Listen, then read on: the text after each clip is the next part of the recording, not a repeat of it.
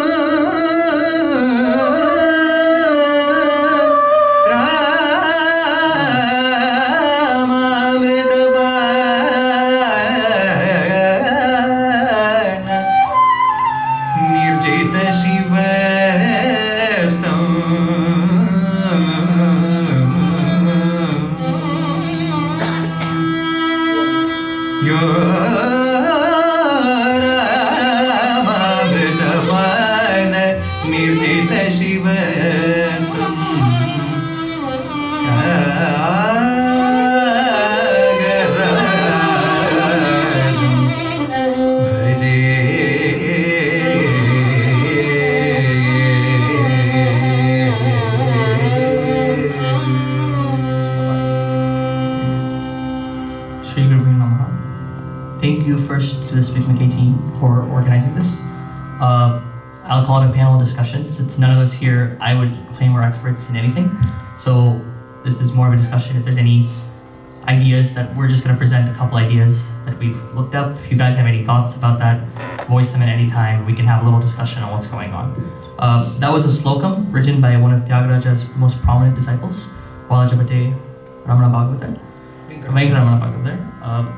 And we're going to discuss kind of the change of Tyagaraja Kritis, look at kind of in the past about how those Kritis would have been presented, and look at the implications for today. So if there's any questions, any comments, there's a lot more great artists in this room than us, so please just at any point feel free to interrupt. So we also want to thank Tejas here because he's going to be our professional clicker, so I guess he can click to the next slide.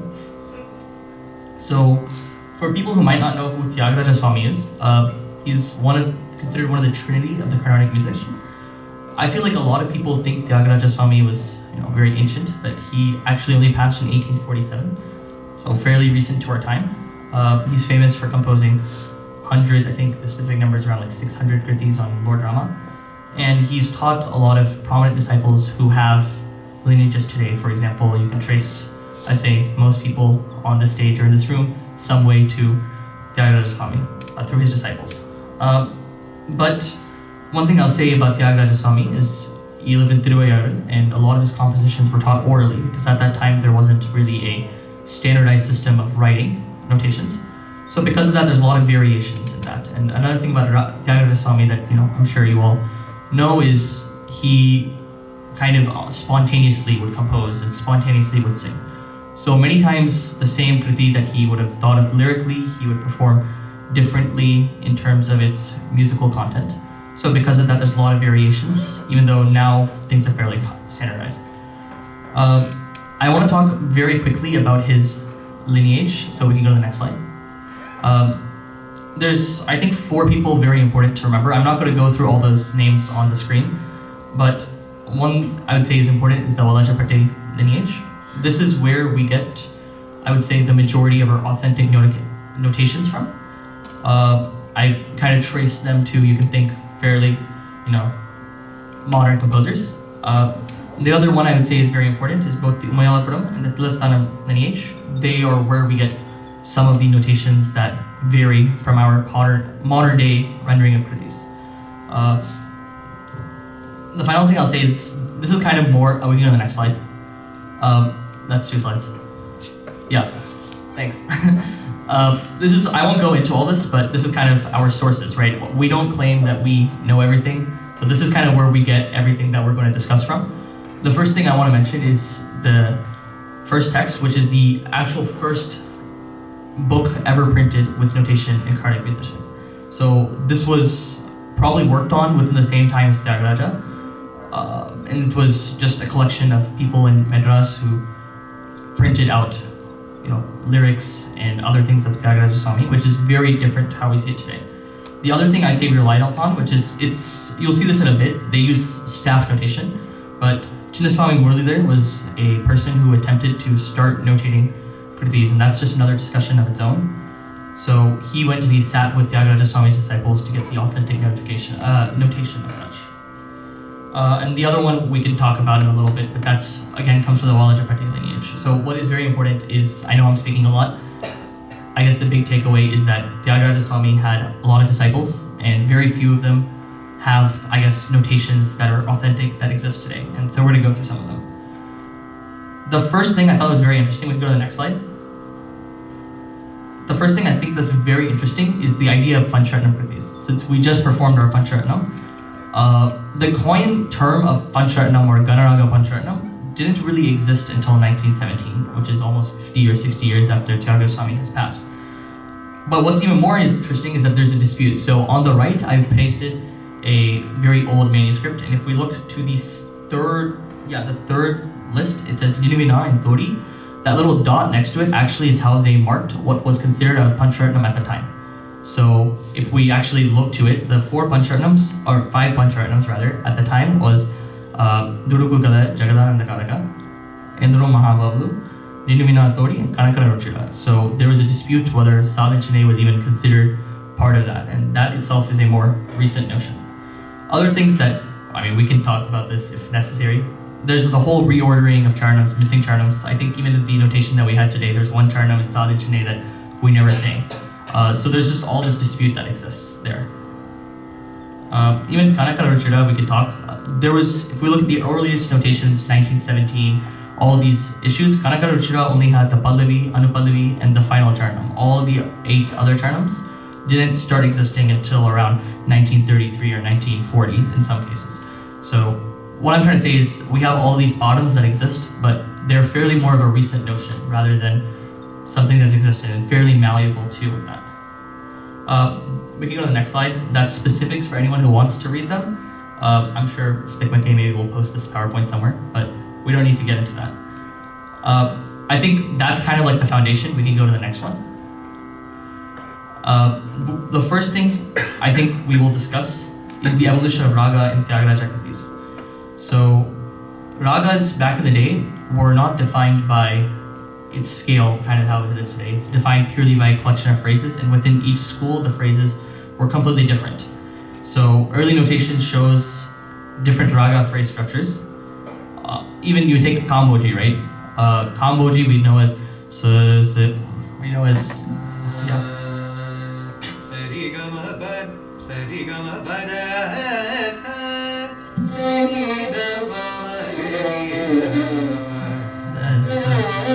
It's important there is, we know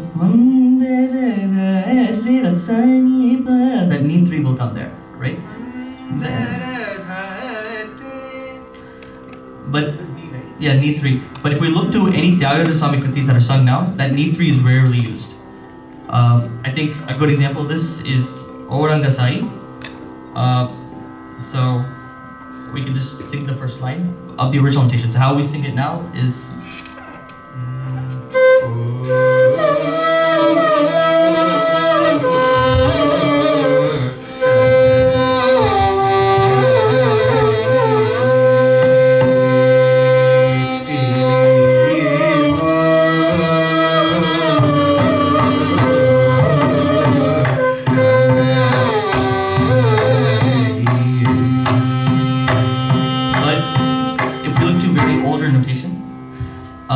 it's completely different, even the raga scale of Kamboji. So that Sanipa is an established part of the scale. So the scale goes sa, Sanipa, da, sa, re, ga, ma, pa, da, sa, ni, da, pa. So that Sanipa is part of all the older raga scales. So even Tyagaraja Swami has composed Aurangasai keeping that in mind. So we can just play the first line according to that notation that's there.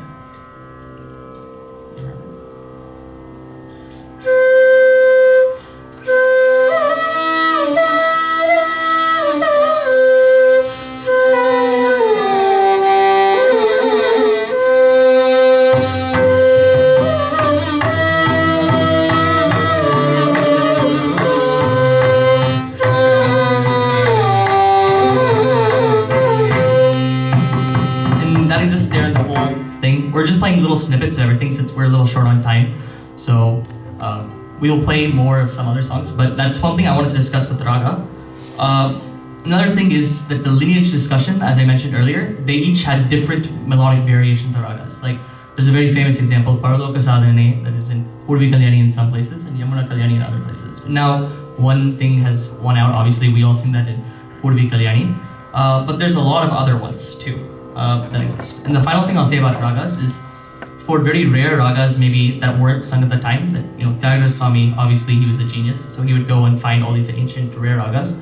And the disciples oftentimes didn't really know what he was singing, so they would just kind of guesstimate it. So things like Vrindavana Saranga and other ragas like that. So the first thing we're going to discuss, if we go to the next slide.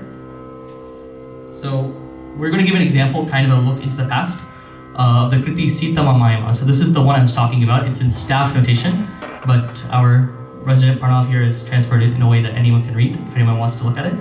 So the interesting thing is, in almost all the old notations, Sitamamayama is in the raga Lalita, rather than Vasanta. And it has slightly a different structure too. Meaning, we sing Rupa Katalam, right? 1, 2, 3. But in Tyagaraja Swami's time, that wasn't really the case. He would do what we know for as Geetam Rupa Katalam. 1, 2, 1, 2, 3, 4. So we're going to attempt to play the song fully in the older fashion.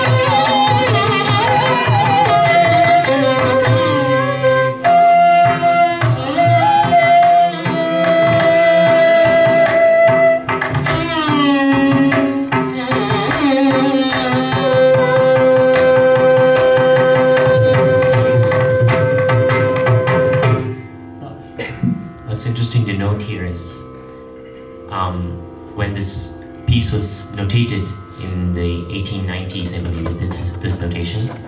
Even the ending of the Pallavi, Sitamma Mayamma,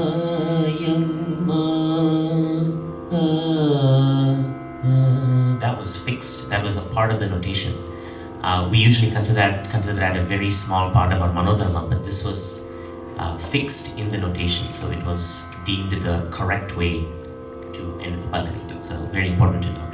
Also, one other thing that, we repeated Sangadis obviously and we presented it more modern, but even in the notation that's very specific, it tells you this is where you can hold out the note. These are the Sangadis to be repeated at a certain time.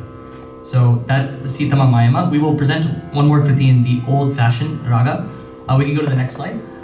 For people who can read Telugu, so this is, I mentioned there was that Wala Chapet notations. So this is someone who went to that Saurashtra library and they wrote down the notations. So the interesting thing to think about this for people who can't read Telugu, this is the Kriti Manavyala Kinchara, but it is not in the Raga Nalina Kanti, it is in the Raga Kokila Priya.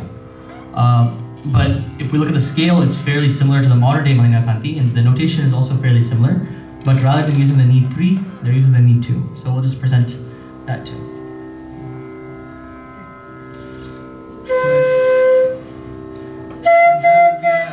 Sorry, there's a question?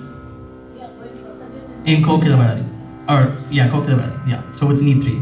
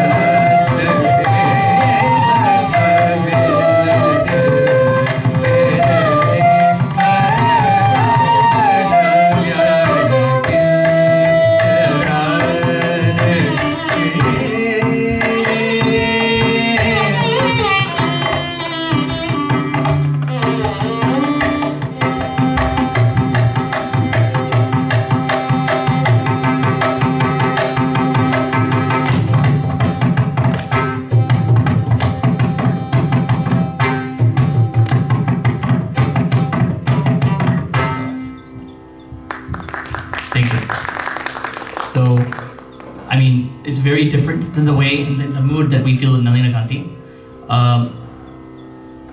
Obviously, with that need 3, one note can make such a big difference. Just as a disclaimer, we presented it more, I would say, in the modern style of rendering it. Tyagaraja Swami probably would have used less gamakams, a little less sangadis too, but we followed as much as we could to the notation that's there. We can go to the next slide.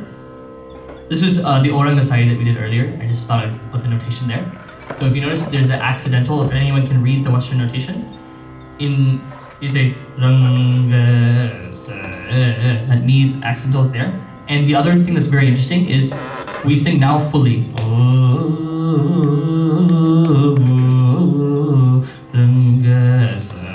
The way they have an actual stop there.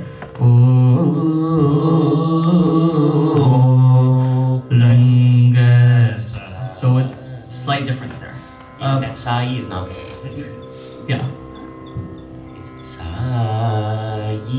That's how the notation is written. It's very plain. We can go to the next slide. So that is about raga. I mean, is there any discussions or any comments or anything about the raga before we move to talam? Okay. Yeah. If there's anything, any point, bring it up. Yeah. What's up? So, at least from Manavyaga, when did it change to Navina? Yeah, that's a good question. So for a lot of Tyagaraja Skritis, there's a lot of notation, like we know with Musuri and stuff that got changed. But the earliest recordings we have on Malayalam Kanchara is around 1920s, 1930s. The thing that's important with these notations like this is a lot of the different lineages were performing it in the way that they had. And so maybe that was authentic or not. So I would say probably around 1920s when people started performing it, they're thinking, oh, the need 3 is nicer, we'll use it. But So it doesn't matter which one is more popular. yeah, completely. You take Nagumomo for example, right? The original had Shuddha Devatam with the 2, and then Musri changed it to have the more brighter Devatam, and that became popular, and so everyone else switched. You can even find recordings in 1910 where people are using the Shuddha Devatam. There's even recordings of Madhuri Mani Iyer using the Shuddha Devatam. In fact, the raga Abheri as well. So if you look at Dikshita's compositions in the actual raga that is termed as Abheri, like there is Veena Bheri, right? So even now, today, that song is sung with the Shuddha Devatam. And in the Dikshita school, the Abheri that we refer to today with the upper Chatushuddha Devatam is called Karnataka Devagandhari. So there is basis to the fact saying that Nagumomu was the Devatam was changed in Nagumomu at some point in time. Even Ritukola, for example, there's the Veena Kopaya Varnam, right? That originally would use Shuddha Devatam.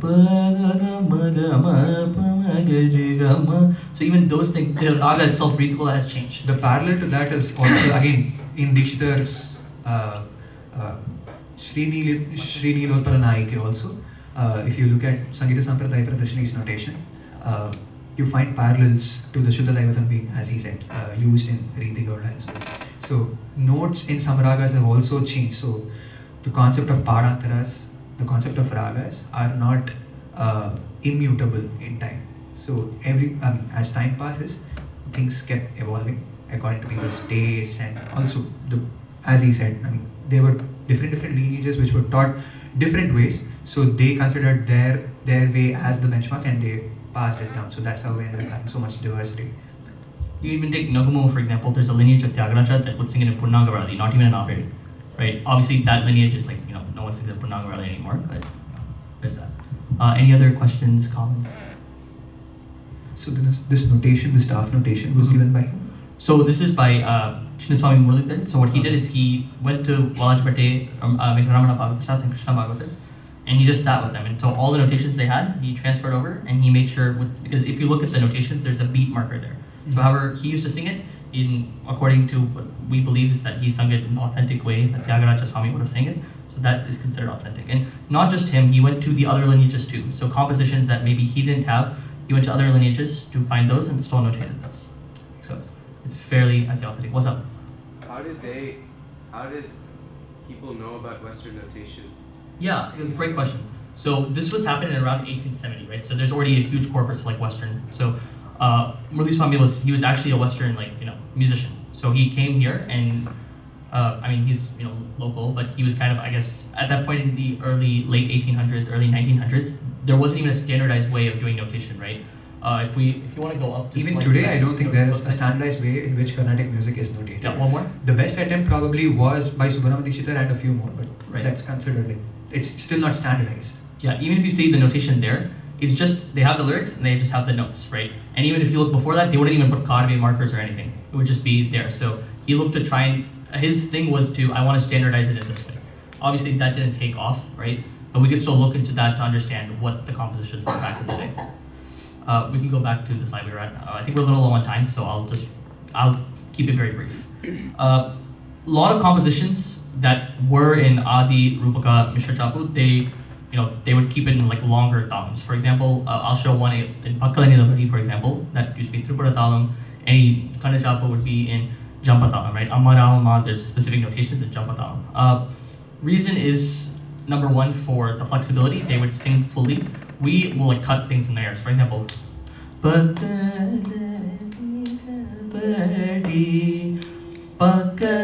we sing like that, right? But they used to leave gap when they used to sing for all those.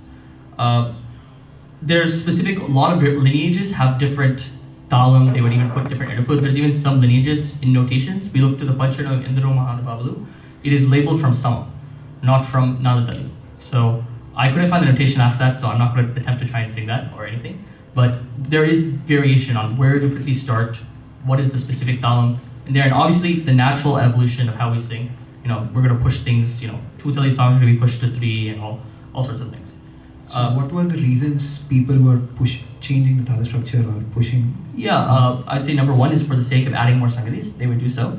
Number two, it's with the audience, right? With the shorter tala structures, it gets a little bit more exciting. You're able to do a bit more and push it. And also, could you just mention where the Chapu system comes from? So I think the Chapu system finds its inspiration from the Haridasa tradition, where they are putting their talam with their hand. So if you actually see how do we put the Chapu talam, so let's say Kanda Chapu is put like 1, 2, 1, 2, 3, 1, 2, 1, 2. Similarly, Mishra Chapu can be put as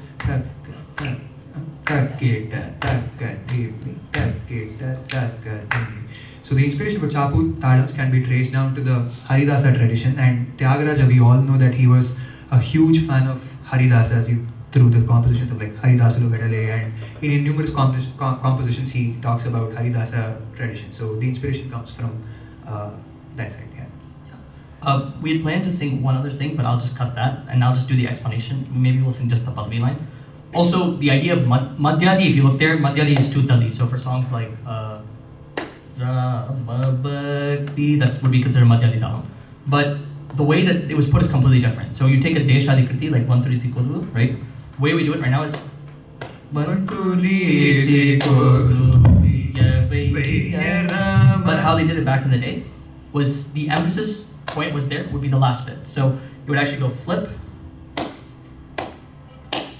so Banturi Kolu Viya Vaya Rama Banturi Kolu Viya Vaya Rama Banturi Kolu Viya Vaya Rama Banturi Kolu.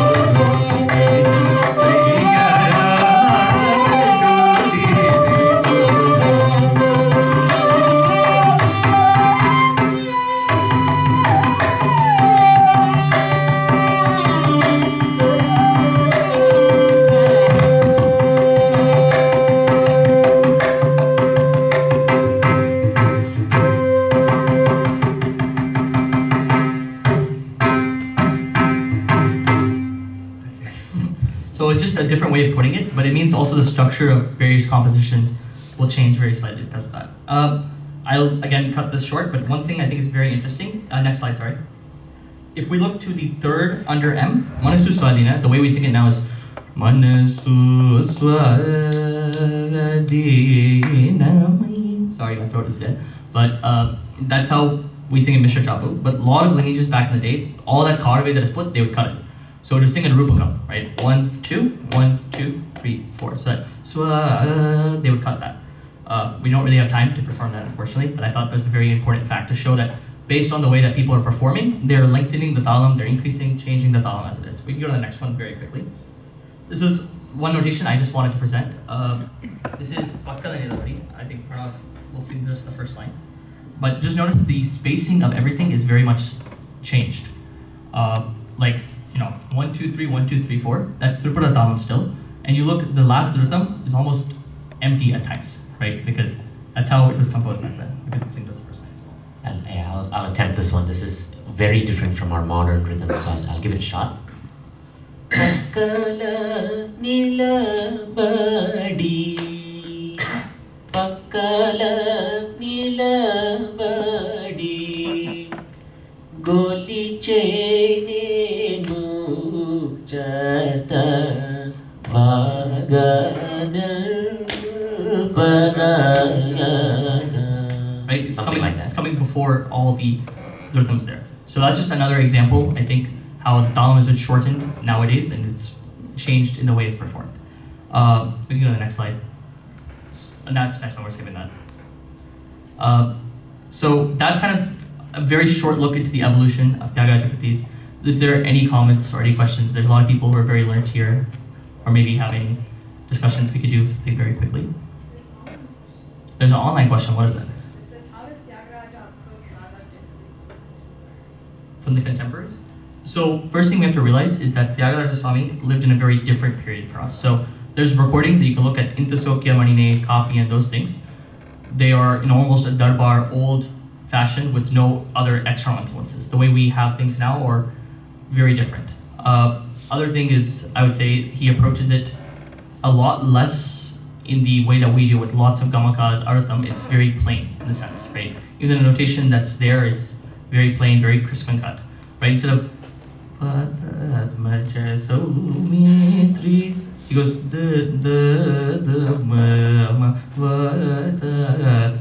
rather than the brigas and all those other aspects, artham and holding those notes like we do now. So that's, I guess, one way that it's different.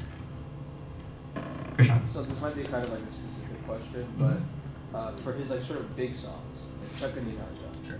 and how there's almost like an asymmetry in terms of the time for the pallavi and all the sangadis of the pallavi versus other portions of the song. What was that his doing? Was that his sort of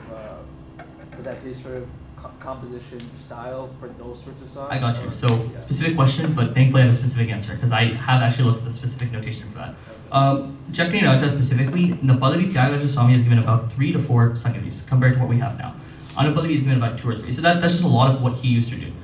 We also think about how it's notated. Tyagaraja Swami would just sing, and if he feels like this is a very nice line he likes, he will sing other stuff. And so people in notating will keep notating that kind of stuff.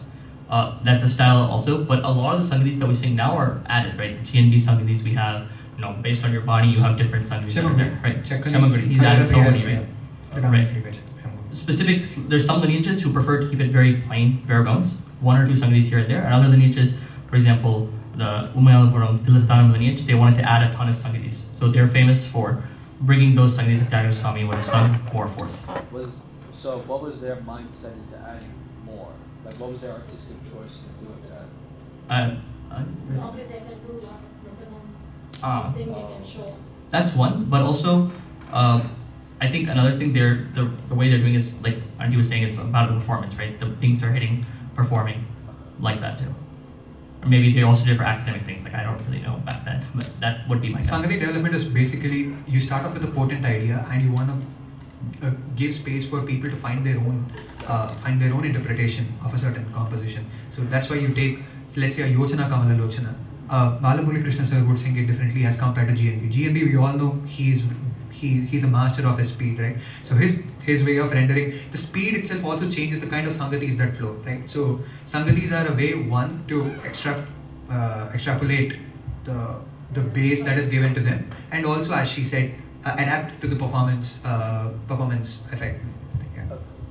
I had a quick question Yes. because as young musicians, the difference between authenticity and creativity as young musicians, as you learn and present, where do you draw the line? I think everyone knows me personally. I draw the line probably fairly different to other people. Yeah. But I think the way I personally would drive it is, we're given something by our gurus, we're giving something, there's a rich lineage of that. That should be relatively untouched. In the sense that we've taught this way, that needs to be presented. Now, what we build upon that, right? Let's say he gives you a bass idea. Bass idea, you can, It's not a bonus there. yeah, you can build on that. Me personally, the song I like to keep as it is, maybe here and there, right? But elsewhere, it's a completely different story. But these days also, people don't follow just one body. When they hear something, some other It's a body, blend of when bodies. there is some good sangati, they will. Right. If it blends with the rest of the sangati, they add that too. That's also a case in Tyagaraja Swami, right? Maybe some Sanghatis weren't here at this school, all this is even there. Even Pancharatnam, what we found is certain schools would have certain charnams, certain schools would have other charnams, and added together, that's how we have what we have now. Right? Are there any other questions or anything? Very good. Yes. Yeah. You talked about even the Sahityas being changed. Yes. Is there any evidence of? Yeah, so I cut it a little bit just because of time, but I'll just give one example. Take Ramananu Brobara, right? The way we sing it right now is, well, I'll just say the words. Ramananu Brobara, Premato Lokabhirama is one of the, like, currently that is the trend. But if we look to the old Valachpati notation, the lyrics is Ramananu Brobara, Premato Ve Kodi Rama, right? So the people who know Telugu, I mean, you can tell the difference. I don't. I'm actually not very aware of like Ve Kodi. It's not a word that is used currently, so it's beyond my knowledge. But the Sahityam, so these are the little changes that were changed. So even in Sitama Mayama, the notation if you pull up, we have Sri Ramulu Maaku Tandri. So that Maaku Muri is not there in the notation. Sri Ramulu Tandri. Sitama Mayama, Sri Ramulu Tandri. That was what was given. Yeah. No, in the old notation, that Ma is not there at all. Just Sri Ramulu Tantri. That's it. Good questions. Any other things? I think with everything. Oh wait, they just have one. I'm very sorry. One last question. What's up? How did Western notations go out of style for Carnatic music? Yeah, I think. It's not that common these days. Yeah, I mean, I think to my knowledge, that's the only person who tried to do that. Around the same time, a lot of, for example, if we look at the Pakalani Labadi notation, that's by people called the Datra brothers. So they started printing out a lot of books. One of the famous ones is Sangeeta Kalani they put out, and they started standardizing the way that notations are done, and that just gained more popularity, right?